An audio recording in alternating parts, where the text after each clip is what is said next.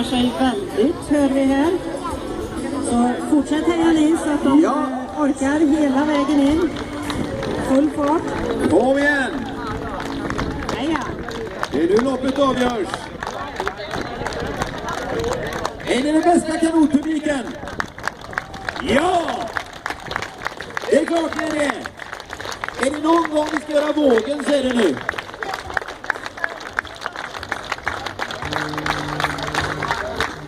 Ja!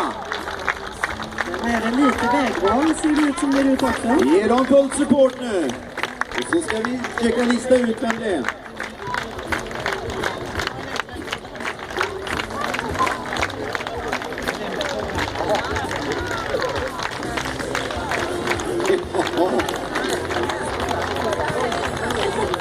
Jag har en känsla av vem det är, men som sagt vi vet ju inte än.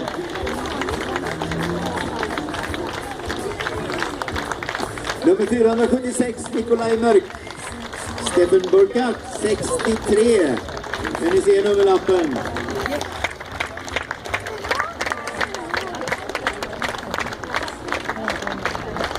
Och han keps tycker jag känner igen. Men...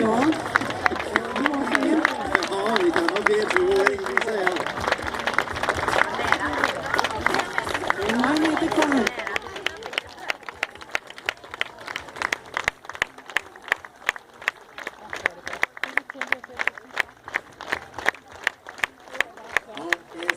Det är Steffen Burkhardt. Ja! Kanske den mest populära paddlaren i Bengtsfors. Sin fjärde seger. Välkommen till Bengtsfors. Well done! Well done, Steffen. Och är nummer 500. Henrik Strand från Luleå Kajaklubb. Svensk paddlarplats. Välkommen! Ja! Det här är ju grymt, vad roligt! Han är äntligen en svensk långt upp i startlistan igen. Eller startlistan, det är ju inte svårt att komma långt upp. Resultatlistan.